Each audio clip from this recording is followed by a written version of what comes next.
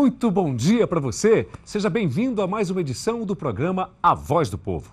Estamos no segundo dia de uma série de 5 programas sobre saúde. Hoje, o ex-coordenador de DST-AIDS no Amazonas, Dr. Cássio Espírito Santo, vai comentar a voz que vem das ruas no quadro O Povo Fala. E a matéria que fizemos com a Evalcilene Santos, que é coordenadora do Fórum das Organizações da Sociedade Civil sobre DST-AIDS. Teremos também o quadro Carreiras, que hoje vai apresentar na sua estreia a profissão que é a base de todas as outras, o professor. Hoje também é dia de estreia de um quadro muito importante de economia, com o economista Marcos Evangelista, que todas as semanas vai passar dicas valiosas sobre economia doméstica. Fique com a gente, está no ar o programa A Voz do Povo.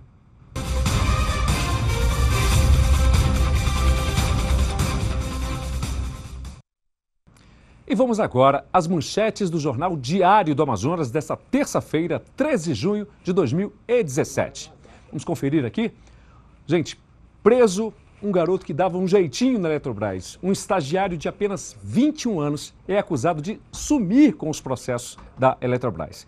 E na manchete principal, você vai ver que o ex-governador Amazonino Mendes, ex-prefeito de Manaus, também está respondendo a processos na Justiça. E esses processos somam um prejuízo de 127 milhões de reais aos cofres públicos. Esses são os destaques, que você confere no Diário do Amazonas dessa terça-feira, dia 13 de junho de 2017. Voltando agora para os nossos estúdios, tenho a honra de receber aqui, muito obrigado pela sua presença, Dr. Cássio Espírito Santo, seja muito bem-vindo pela sua participação aqui no programa A Voz do Povo. E hoje, o Povo Fala, desta terça-feira, minha gente, nós teremos a participação do nosso Dr. Cássio Espírito Santo, que é ex-coordenador estadual do segmento DST e AIDS. Nós vamos ouvir o povo. Confira comigo, por favor.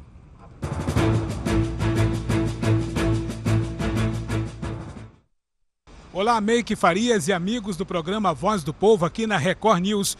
Viemos até o Terminal 3 da Cidade Nova, um dos mais movimentados da capital, localizado aqui na zona norte de Manaus, ouvir as pessoas sobre a saúde pública do estado do Amazonas, na capital e também no interior. E falar sobre as doenças sexualmente transmissíveis e AIDS, a cidade de Manaus atinge o 3º no ranking nacional. É preocupante, como dizem alguns dos entrevistados que fizemos aqui no T3 da Cidade Nova. Precário, né? A situação de Manaus. Por quê? Porque a gente vê muita roubalheira, né? A gente vê hospitais públicos jogados. Então, cada dia vai piorando mais. Atendimento pior, as pessoas tratam as pessoas demais. É triste, né? A gente vê a situação de Manaus, né? Sobre essa questão de Manaus atingir o 3º no ranking de portadores de doenças sexualmente transmissíveis e AIDS, isso tem preocupado a sua geração lá na faculdade? Vocês comentam sobre esse problema? Cara, eu acho que sim, porque são pessoas que estão ao nosso redor, né, que são prováveis. E aí preocupa muito por a maioria das pessoas que eu me convivo são jovens, né? É preocupante para o Estado. Então, a gente espera que o Estado tome uma providência, né, com alguma coisa, que a gente vê hoje é realmente muito preocupante, né? A falta de materiais, né? Os profissionais também agora estão limitados e com o governo tá tirando seus direitos e aí acaba que falta mais recurso e motivação. Graças a Deus nunca precisei, né? Mas eu já tive parentes que precisou e aí realmente a gente vê que é precário. O pessoal diz que é falta de dinheiro, mas não é falta de dinheiro. Tem hospitais particulares que têm bons equipamentos, boas máquinas e conseguem, por que não o governo? O Estado arrecada um dinheiro muito grande e é obrigação dele manter a saúde, porque não é uma coisa que é de graça, nós pagamos pela nossa saúde. Então, sim, deve ter uma saúde melhor, a saúde é péssima e eu acho que eles precisam melhorar sim. Sobre DST e AIDS, você acredita que essas pessoas sem esse medicamento, sem esse tratamento digno, é grave para a saúde dessas pessoas? Com certeza, porque é uma doença que é muito vulnerável. Se a imunidade delas descer, elas podem chegar a morrer muito mais rápido do que se elas estivessem fazendo o tratamento e tomando o coquetel direitinho. Todos nós estamos indignados, né? Tem que melhorar essa saúde aí, governo. Saúde pública, Manaus é a terceira capital do país em doenças sexualmente transmissíveis e AIDS. Você, como professora, tem também um papel multiplicador na educação de jovens, porque é de 16 a 19 anos o maior número de infectados, segundo a ONG que cuida desse assunto. Isso é preocupante? Muito preocupante, porque assim, as escolas hoje elas não fazem um trabalho, antigamente faziam um trabalho de prevenção. E são pessoas que estão totalmente à margem da sociedade, né?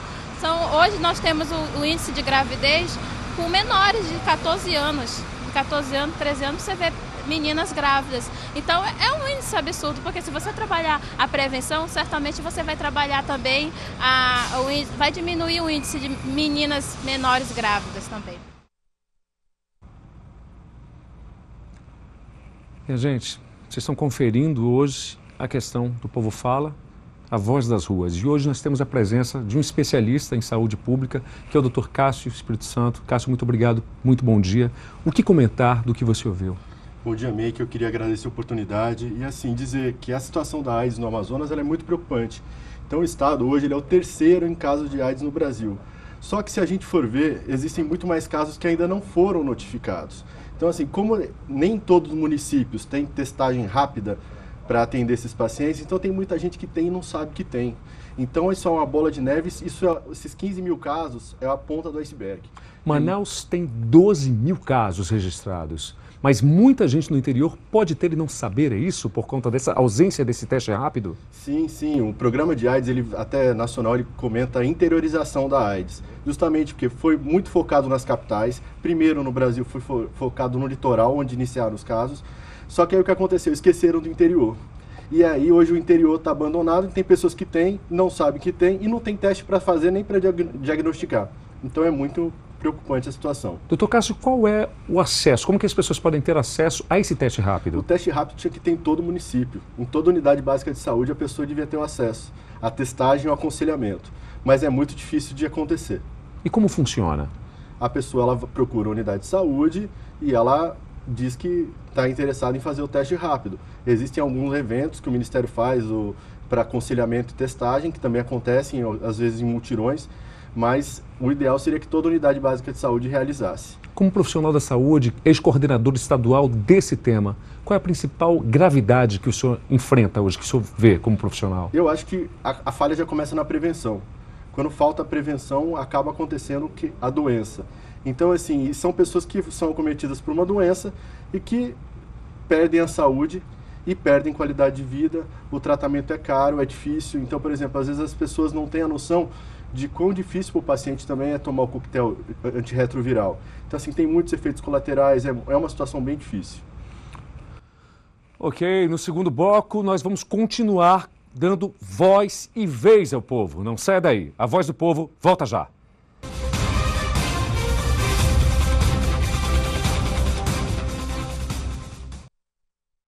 Você está acompanhando o programa A Voz do Povo e eu gostaria de convidar agora o Dr. Cássio Espírito Santo, que está aqui na casa assistindo pela TV também. Você que está pela TV e pela internet, por favor, preste bastante atenção, porque nós vamos ver uma matéria com a coordenadora do Fórum das Organizações da Sociedade Civil que trabalha com pacientes portadores de DST-AIDS. É a Evalcilene Santos. E você vai conferir também a voz das pessoas nas ruas. Vamos conferir, então, o trabalho da reportagem. A senhora está satisfeita com a saúde pública da cidade de Manaus e do estado do Amazonas? Não, nem um pouco. Por quê?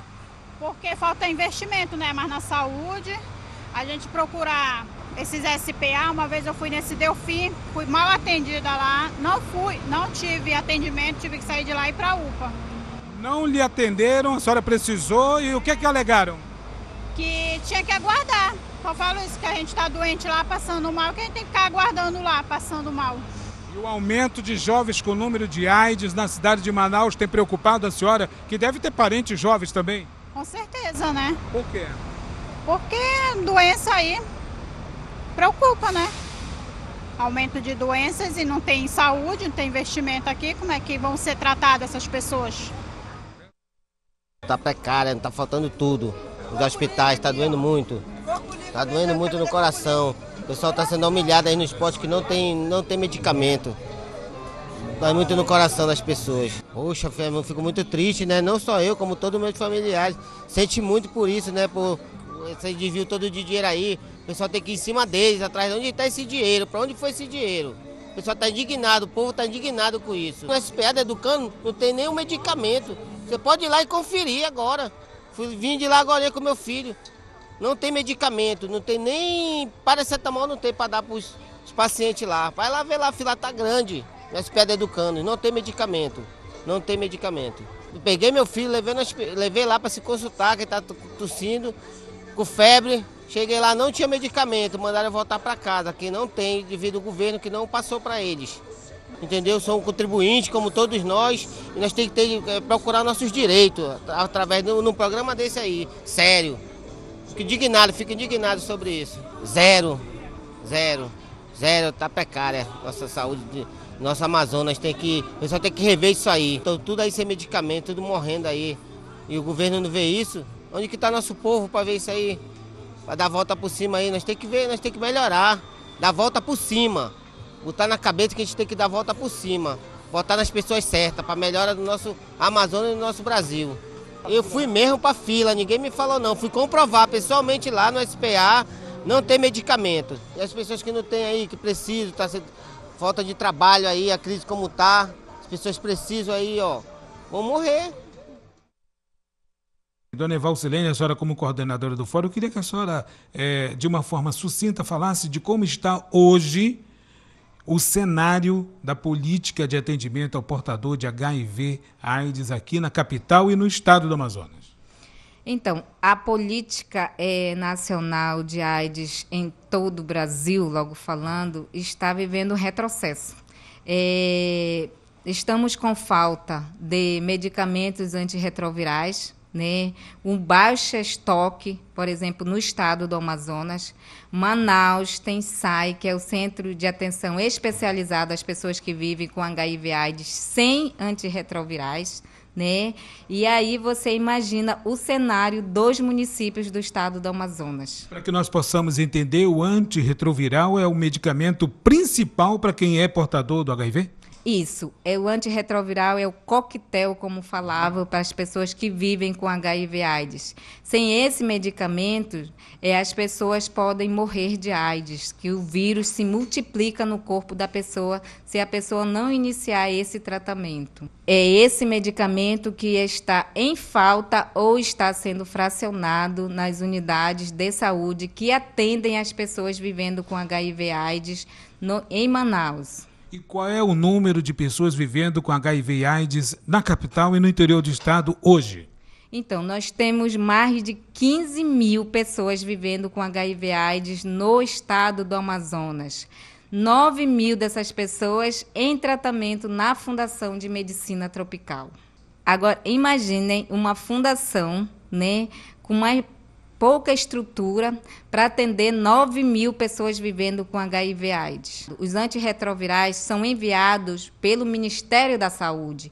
E o Ministério da Saúde tem que solucionar isso. Então, o Amazonas já está sendo afetado por essa política, né?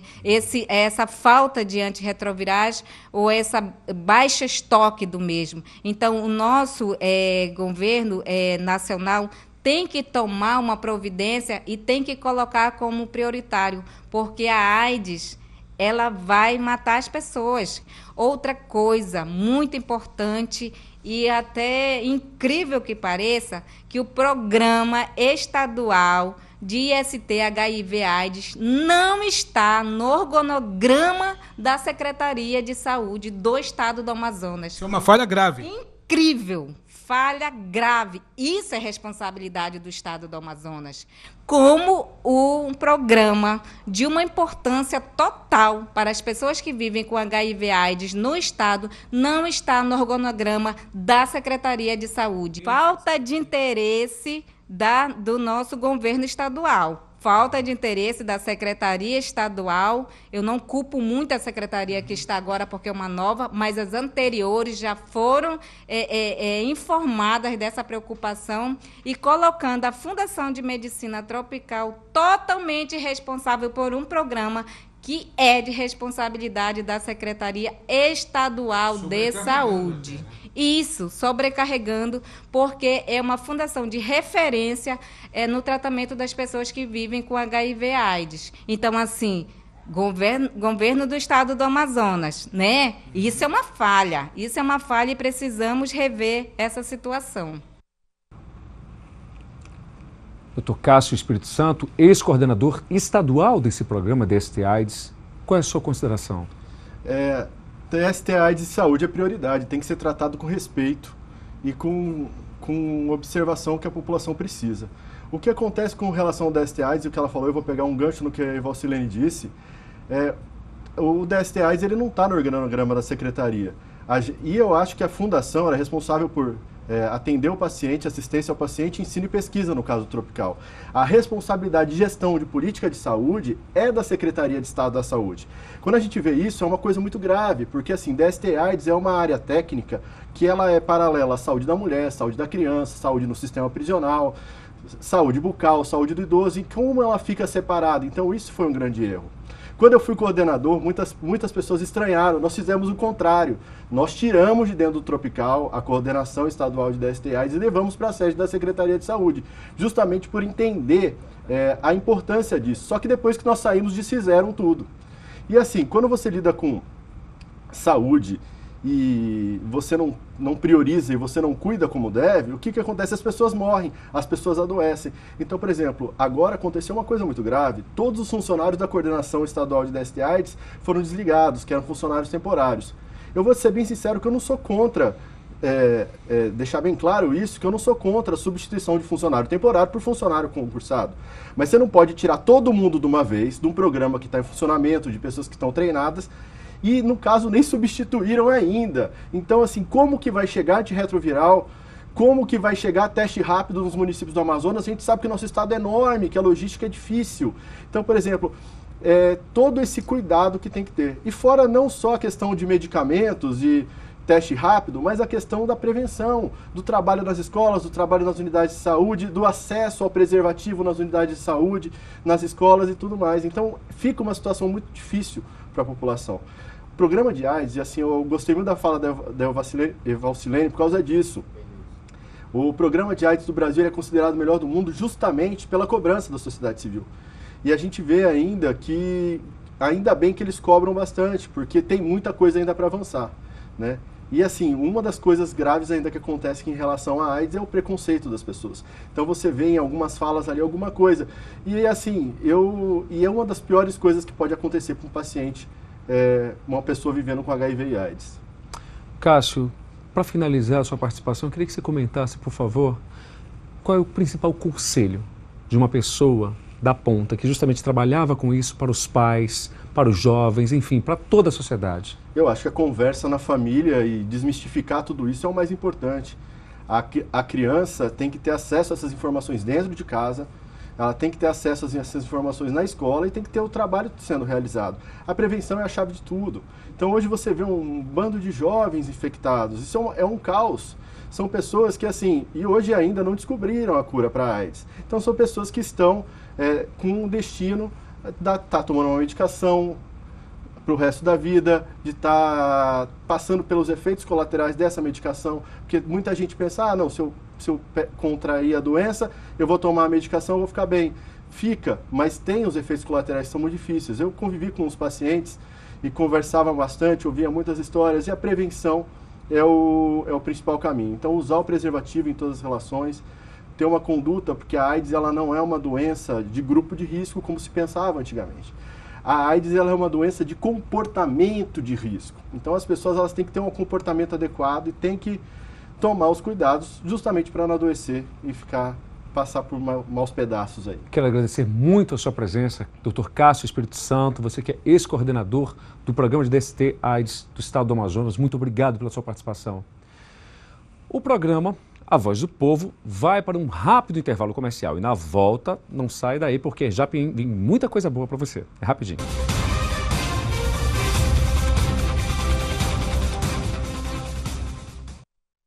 Estamos de volta e agora você vai conhecer mais um quadro fixo do programa A Voz do Povo e que foi criado com o objetivo de ajudar a conhecer melhor, até mesmo a escolher uma profissão. Hoje nós vamos falar sobre a profissão a mais importante de todas. O quadro Carreiras destaca hoje os professores. Uma pessoa, para se tornar professor, deve ter, na verdade, um grande ideal, que é o de preparar as gerações para dar continuidade ao desenvolvimento da humanidade. Quando ele se percebe com a possibilidade de ser uma pessoa correta, uma pessoa que seja exemplar e que deseje se preparar para preparar uma nova juventude e dar continuidade à nossa raça, digamos assim. O professor, ele divisa faz sua escolha profissional pela sua carreira, na medida que ele consegue estabelecer uma concepção de mundo, assumir um compromisso com a formação de toda uma sociedade. Já houve algum tempo que o professor assumia uma atividade profissional como um emprego apenas, puro e simples. Esse é o tipo do profissional descartável em qualquer que seja a carreira. O professor, para prosseguir, ele tem que ter ideal, ele tem que ter alguma coisa que lhe conduza motivacionalmente para o futuro, que possa pensar em toda a população como se pensa no próprio filho. Olha, em geral o professor começa ou pela educação básica, não é? Ou, dependendo da formação dele, o curso onde ele esteja cursando, o nível de preparação dele, ele pode também já pleitear o magistério superior, ele pode se encaminhar pelas pesquisas, ele pode ser um profissional, inclusive, de outras consultorias, de outras áreas. Em geral, um bom professor é sempre um bom administrador, né? Portanto, essa questão das carreiras hoje no mundo afora pressupõe uma formação superior, mas não necessariamente esta profissão para aquele nicho. Você depende do seu perfil. E é sempre possível você, na condição de professor de educação básica, estar permanentemente se preparando e a qualquer momento passar para o nível superior. Depende das oportunidades, da sua preparação, etc. Quer dizer, a carreira de professor tem, como todas as outras carreiras atualmente, ela não cessa de aperfeiçoamento. É educação permanente, né? Portanto, a qualquer momento você pode estar pondo o pé. Conheço muita gente que começou na educação básica, eu mesmo comecei, esse é um caminho natural, e que depois vai para a universidade, depois você pós-gradua, você vai entrar nos grupos de pesquisa, de pós-graduação, de consultorias, etc., né? E depois você pode ganhar outras dimensões no mercado, né? Eu acho que sou um bom exemplo disso, porque eu sou graduado em filosofia, professor de filosofia da Universidade Federal do Amazonas, mas me notabilizei como administrador de educação pública. E eu terminei assumindo a pasta de secretário de Educação do Estado e penso que constituiu uma boa referência para o Brasil e ter constituído a verdadeira política pública de educação. Porque nós não cuidamos apenas das nossas escolas em Manaus, nós cuidamos igualmente em todos os cantos do Estado, em todas as partes, em todas as comunidades, inclusive nas comunidades indígenas. Nós incrementamos tecnologias, nós demos uma atualização nas metodologias de educação como se faz no mundo inteiro. Por isso o Amazonas saiu do 26º lugar no ranking do IDEB no Brasil e passamos para o 8º lugar em 2011.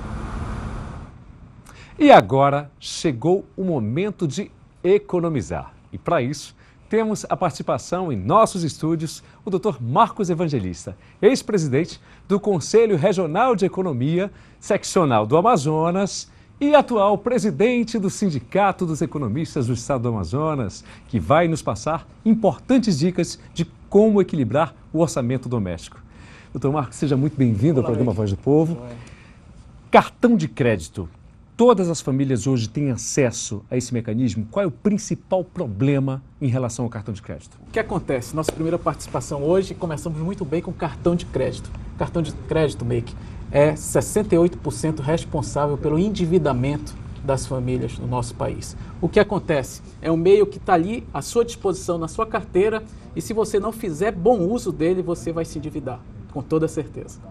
Quais são os principais cuidados que a gente pode ter para evitar essas dívidas? Primeiro cuidado, data de vencimento do seu cartão de crédito, Meik. Se você recebe todo dia 5, por que o vencimento do seu cartão é dia 30? Então corre, ajusta isso, porque vai vencer e você não vai ter dinheiro para pagar. Outro ponto importante, quantidade de cartão de crédito. Às vezes você vê as pessoas abrindo as carteiras, está lá, vários cartões de crédito, com várias bandeiras, está bonita a carteira, bem decorada. O que acontece? O banco ele vai querer que você utilize o cartão de crédito.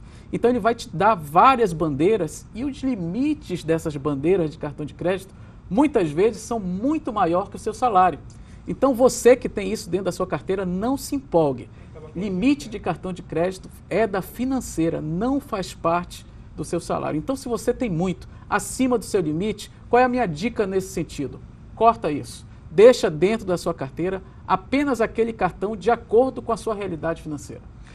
Acaba se tornando um hábito o uso do cartão de crédito e as pessoas acabam se acomodando e, por conta disso, sobrevivendo apenas em dívidas e mais dívidas? Exatamente. E sabe qual é o trampolim disso, Meik? Compras parceladas. Você tem que ter bastante atenção com as compras parceladas. Por quê? Você faz uma compra agora, parcela em parcelinhas, se empolga, compra outra coisa, vai comprando e esquece que essas parcelas elas vão somar. E quando elas somam, chega a sua fatura no final do mês, essa soma supera o seu limite de capacidade de pagamento. E o que vai acontecer? Você vai pagar apenas o mínimo. Você que está nos assistindo, talvez já tenha acontecido isso com você. Você pagou aquele mínimo e aí? O que ocorre? Aquele residual vai sofrer uma alta taxa de juros, que era 440%. O governo, vendo isso aí como está, baixou agora para 200%. Ou seja, 200% de juros é algo realmente que fica muito difícil, depois de você entrar nessa bola de neve, você conseguir quitar. Então tenha bastante prudência ao utilizar o cartão de crédito. Doutor Marcos, agora vamos diretamente para quem está endividado. Qual o primeiro passo e o passo mais eficaz para a gente se livrar dessas dívidas em relação ao cartão de crédito? Primeira coisa, se você tem cartão de crédito e não sabe utilizar, não sabe como se conter no uso do cartão de crédito, tira da carteira. Né? Os mais radicais ainda, eu diria, corta o cartão de crédito. Né? Eu tenho certeza que você vai conseguir viver sem um cartão de crédito. Beleza, estou endividado, o que fazer? Não foge da dívida. Não adianta você ficar sem atender o telefone, sem receber correspondência. Liga para a sua financeira e com certeza você vai poder financiar. Agora um alerta, Meik.